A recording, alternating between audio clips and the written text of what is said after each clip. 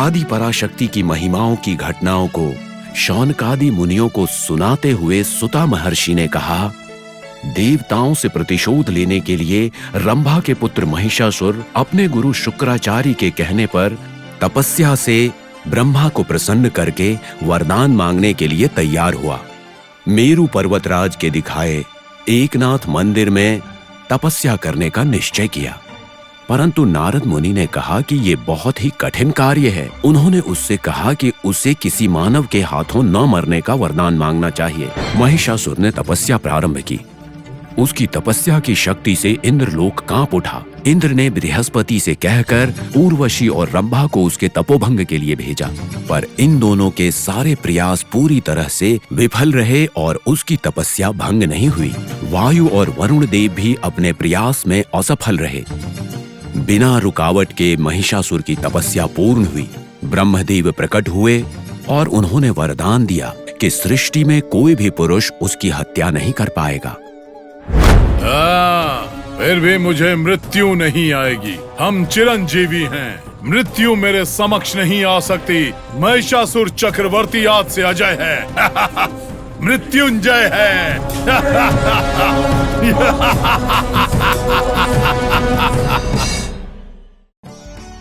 नारायण।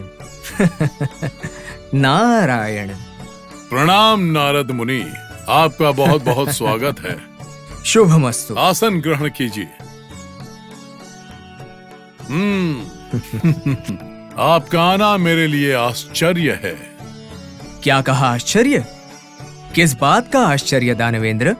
आमंत्रित ना होने के पश्चात भी आप बिना आज्ञा कहीं भी जा सकते हैं, पर मेरे लिए अनुमति मांग रहे हैं। चमत्कार हो गया नारद। इसमें चमत्कार की क्या बात है दानवराज?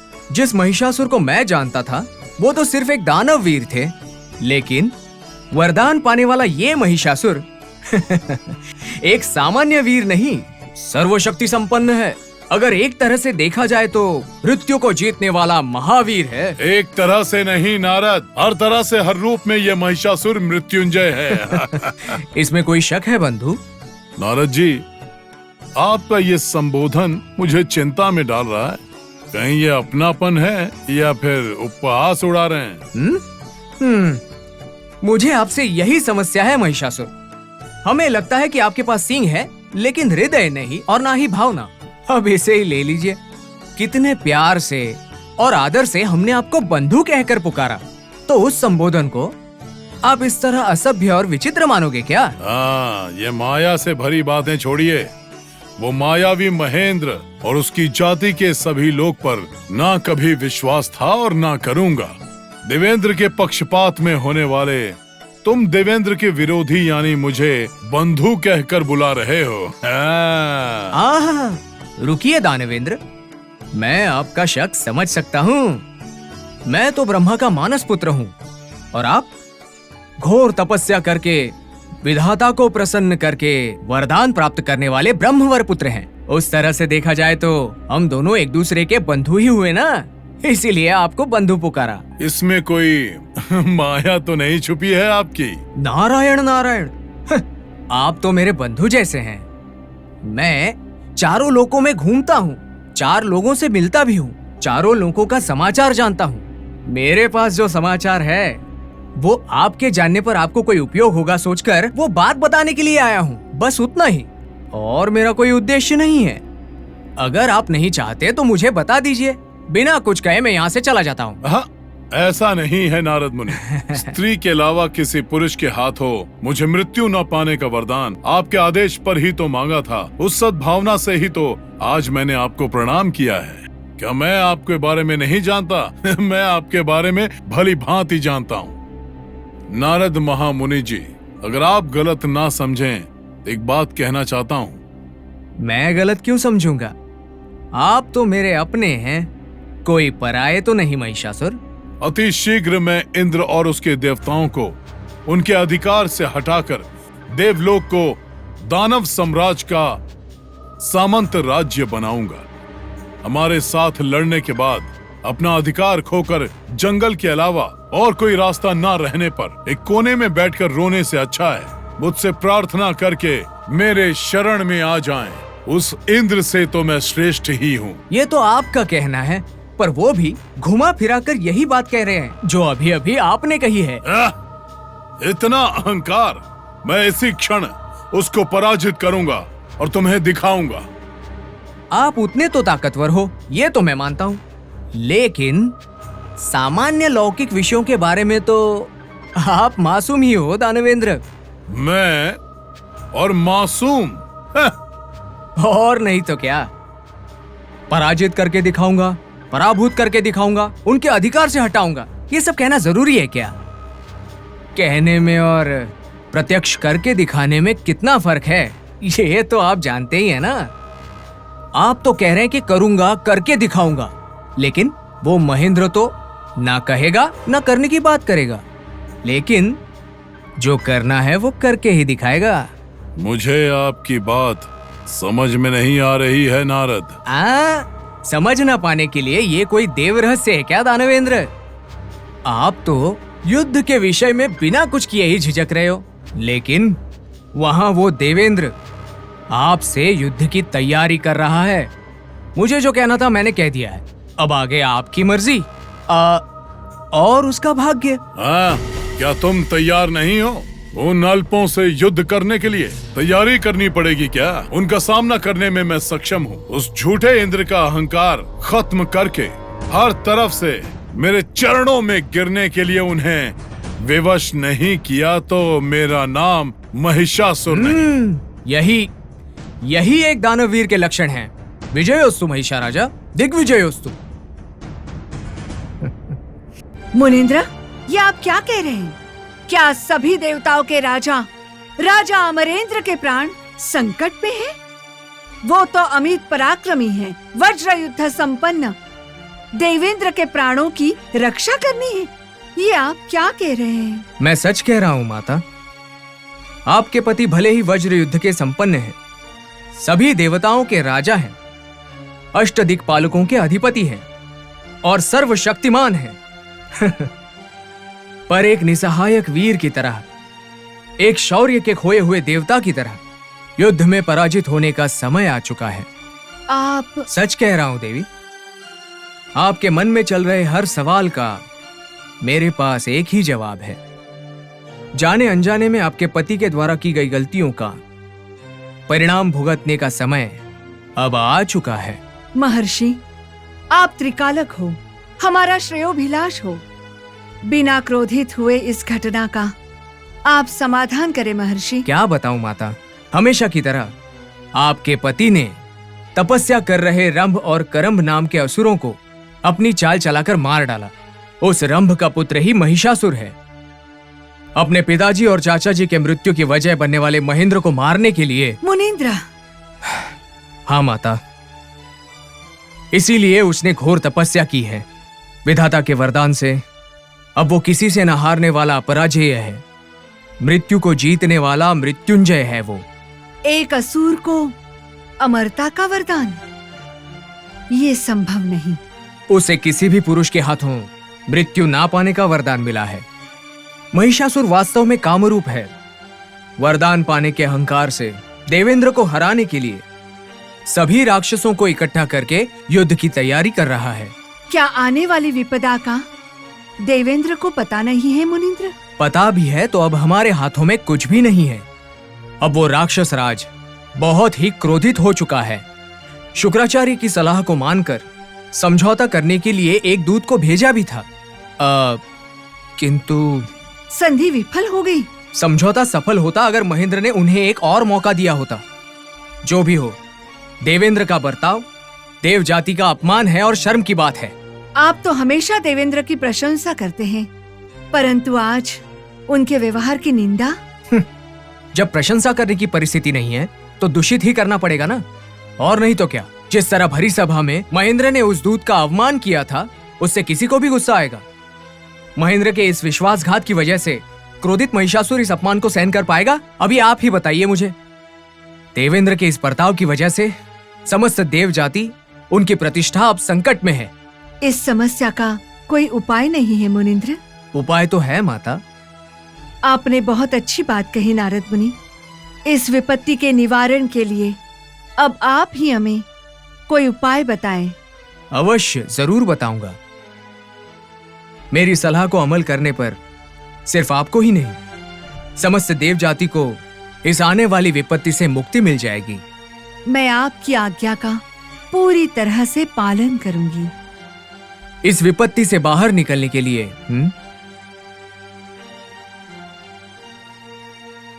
केवल इतना ही, इसके अलावा कोई उपाय नहीं। अब आप क्या करते हो क्या नहीं, आपके ऊपर निर्भर है। मेरा तो यही कहना है कि युद्ध को जीतने के लिए इंद्र की जगह इंद्र की सती होनी चाहिए। नारद मुनींद्र। हाँ माता, आपको ही जाना होगा। इंद्र क्रोध में आकर कुछ गड़बड़ कर देगा या फिर ज्वाला की तरह भड़क उठेगा। जब तक मेरी सलाह अमल नहीं होगी तब तक इस विपत्ति से बचना मुश्किल है। मुझे भय लग रहा है नारद मुनींद्र। माता सची देवी, भय लग रहा है या मन घबरा रहा है, ये कहने से क्या होगा। ये एक दैव कार्य है, आपको हिम्मत करनी ही चाहिए। जैसी आपकी आज्ञा मुनींद्र। शुभमस्तु। नारायण।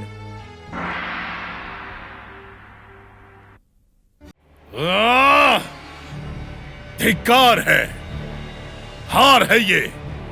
उस अत्यंत अहंकार से भरे हुए संदेश को मुझे जवाब देना है। अब तक उसको मानव समझता था, और आज तय हुआ कि वो एक जानवर है।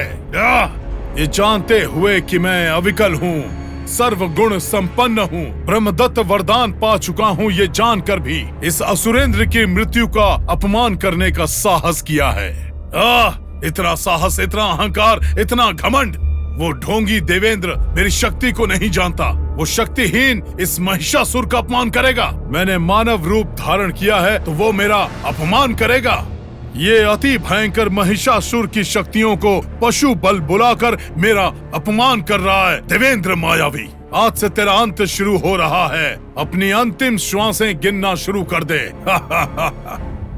अमरावती में देवेंद्र की उपस्थिति में आपका डर उचित नहीं है देवी। ये हमारे पद का अवमान है। दूध का अवमान करने की वजह से हमें महिष को आगे। हाँ, और भी क्या देवी? हाँ देवी, उस महिषासुर की मृत्यु हमारे ही हाथों लिखी है, इसलिए वो देवताओं से युद्ध करने पर तुला है। उन्हें वर प्राप्त है। उसे वर प्राप्त हुआ है। उस महिषासुर के हमारे वज्र से टुकड़े टुकड़े करके मगरमच्छ को खिला दूंगा। प्रभु, हमें दानव को मारना किसी भी तरह से संभव नहीं है। असुरों को अमरता का वरदान प्राप्त है। देवी, जिस भय का कोई अर्थ नहीं है उससे हमारी मधुर भावनाओं को ठेस मत पहुंचाओ। प्रभु, मेरी एक छोटी सी इच्छा है। देवेंद्र की पत्नी होकर एक छोटी सी इच्छा? आज्ञा करो देवी। वचन दीजिए कि पूरा करेंगे आप। जो इच्छा पूरी होनी है वो बिना वचन की भी होगी, और जो पूरी नहीं होनी है वो वचन देके भी नहीं होगी। यही सत्य है देवी। बिना संदेह के अपनी इच्छा बताइए देवी। स्वामी, किसी नर के हाथों उसकी मृत्यु नहीं है। ये क्या कह रही हो? जब आप युद्ध पर जाए उस समय हम भी आपके साथ आना चाहते हैं। देवी, अपने शब्दों से देवेंद्र की वीरता का अवमान मत करो। आपकी इच्छा देवेंद्र के प्रताप पर लगा हुआ दाग है। जब हम इतने पराक्रमशाली है देवी, सारे देवतागण हमारे साथ है, तो हमें भय किस बात का? समस्त देव सेना युद्ध में जीत का शंखनाद करने के लिए तैयार है, तो हमें कौन हरा सकता है? हमारा जीत उत्सव देख के शत्रु के दिल में भय की ज्वाला उकसानी चाहिए। हमारे जीत के बारे में सोचकर शत्रु का हृदय कांपना चाहिए। बिना संदेह मेरे वज्र से संपूर्ण असुर जाति का विनाश कर दूंगा। अब कहो देवी, इस भय का कोई अर्थ है क्या? आपको भयभीत होने की कोई आवश्यकता नहीं। स्वामी, हम आपका विजय ही चाहते हैं। हमारा विजय कोई नहीं रोक सकता देवी। व्यर्थ में चिंता करने की कोई आवश्यकता नहीं। आप आराम से जाकर चौसर खेलिए।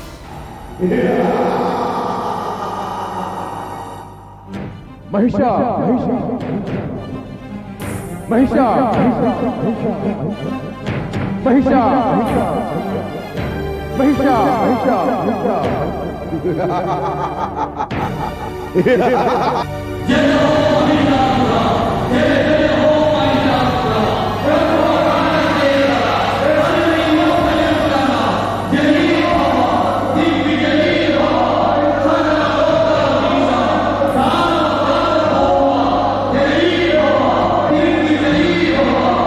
ब्रह्मदत्त वर प्रसाद लब्ध विजया तपोबला जय हो महिषासुरा जय हो दिग्विजय हो असुर शत्रु भयंकरा अमरावती नाद गर्वापहरा जय हो महिषासुरा जय हो दिग्विजय हो जय हो महिषासुरा जय हो जय जय हो दिग्विजय हो महिषासुरा जय हो जय जय हो। गुरुदेव को मेरा प्रणाम।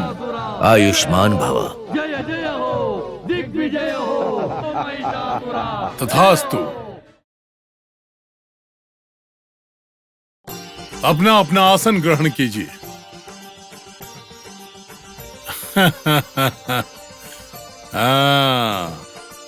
दंडक कर्ता, सेनाधिपति, आप केवल इस असुर राज्य के नहीं समस्त लोकों को भी दंडनाथ कर सकते हो। सर्व लोकों पर जीत पाने के इस शुभ मुहूर्त पर हर एक लोक में महिषासुर का पालन करने के लिए, मेरी रक्षा करने के लिए, मेरे लोक का प्रतिनिधित्व करने के लिए आपको नियमित करता हूँ। क्या कहते हैं गुरुदेव? आपके द्वारा लिया गया निर्णय सही है देवेंद्र। विराट को गरुड़ा और गंधर्व लोक में, सक्ष को किन्नर और किम पुरुष लोक में, असलोम को सिद्ध और सध्य लोक में हमारे प्रतिनिधि होने के नाते उस लोकों के पालक की तरह नियमित किए गए हैं। अब इंद्र लोक के साथ साथ उध्व लोक सभी मेरे नियमों का पालन अवश्य करेंगे। महावीर तम्रासुर, आपकी खामोशी का कारण? सम्राट, समस्त लोकों के ऊपर जीत पाने वाले आप, आपके स्मरण की जगह समस्त लोकों में ऋषि और मुनि अभी भी शिव और विष्णु का ही स्मरण कर रहे हैं, त्रिमूर्तियों के नाम की ही तपस्या कर रहे हैं प्रभु। ऐसा क्या? कितनी भी हिंसा करें, त्रिमूर्तियों का ही स्मरण कर रहे हैं प्रभु। आश्रम को क्षति पहुंचाने पर या यज्ञ भंग करने पर ये ऋषि मुनि उन त्रिमूर्ति को ही याद कर रहे हैं प्रभु। ओहो, चाहे हमारे प्राण चले जाएं, चाहे हमें कितने भी कष्ट दे लो, हम त्रिमूर्तियों के अलावा किसी और का जाप कदापि नहीं करेंगे। जब तीनों लोकों के रक्षक हमारी रक्षा के लिए तैयार हैं, तो किसी और रक्षक की क्या आवश्यकता, ऐसा कहकर अवमान कर रहे हैं आप। जब आपने मृत्यु को जीत लिया है, तो आप उन त्रिमूर्ति को भी जीतेंगे। तब तक हमें इन्हें सबक सिखाना होगा। त्रिमूर्तियों से जीतना? महिषासुर, क्रोध से भरकर बिना सोचे ही इन दलपतियों की बातें अर्थविहीन है महिषासुर। वो तीनों उन सभी के रक्षक हैं। वो त्रिमूर्ति मुनियों के देवता हैं। अच्छा।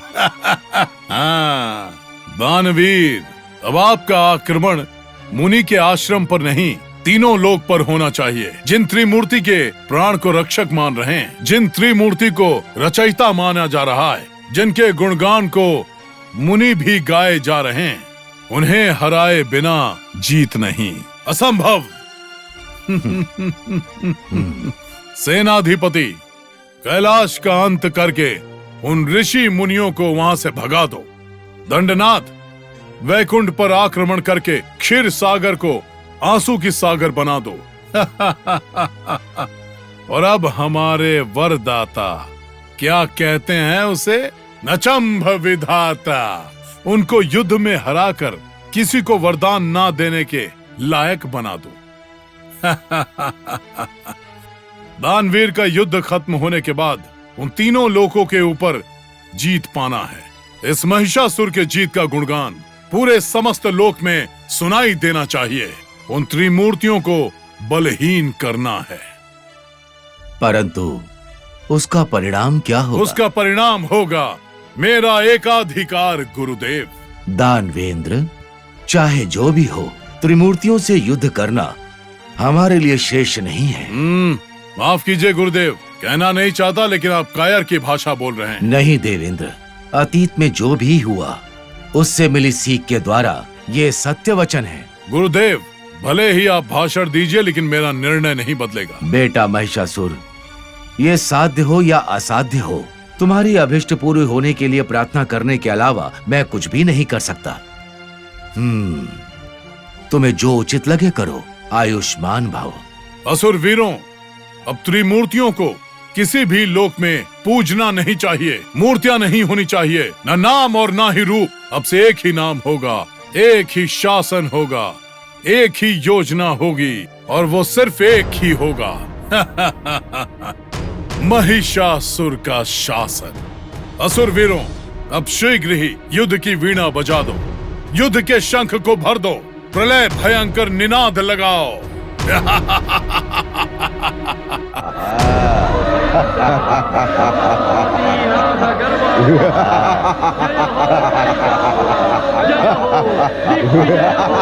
जय हो महिषासुरा, जय हो, जय जय हो, दिग्विजय हो। जय हो महिषासुरा, जय हो, जय जय हो, दिग्विजय हो। अच्छा, तो यहाँ छुपे हो अपने निवास को छोड़कर? किसी को पता न चले ऐसी माया नगरी में छुपने से मैं आपको ढूंढ नहीं पाऊंगा, ये सोच रहे थे क्या? क्यों श्री हरि, एक कपट वेशधारी, अतीत में माया मोहिनी बनकर हमें अमृत मिलने से रोककर सुरों में जाकर बैठा था। तुम्हारा छल अभी तक कम नहीं हुआ? रणभूमि को छोड़कर ऐसे छुपकर बैठने से अपने आप को विजेता घोषित करना चाहते हैं क्या? या मुझसे विनती करने के लिए देवता होने का अभिमान कहीं रुकावट तो नहीं बन गया? है? विधाता स्वयं का भविष्य नहीं जानता, जो सत्य लोक को छोड़कर यहाँ आकर छुपा बैठा है। बूढ़े हो, बलहीन हो, तुमसे युद्ध करना व्यर्थ है। हमारी जीत को मानकर यहीं कोई किसी जगह पर महिषासुर का जाप करते हुए, वेद के पाठ पढ़ते हुए अपना अस्तित्व बचा लो। जाओ। तुम्हारा अब क्या करूं? कैलाशपति, युद्ध करने के लिए समक्ष खड़े होने की बजाय नंदी का पलायन और हृदय पर दया हो रहा है। अग्नि के ऊपर आध्या के जैसे अपने पराजय को अपने समक्ष देखकर हीन की भावना से ग्रस्त हुए जा रहे हो। जाइए, अपने चेहरे को कहीं छुपा लीजिए। महिषासुर, जब तक तुम्हारे घमंड का पर्दा नहीं उठेगा, तुम्हें सत्य का बोध नहीं होगा। सत्य का बोध नहीं हुआ तो सर्वशक्तिमान कौन है और पराशक्ति का घमंडी कौन है, ये तुम्हें ज्ञात नहीं होगा।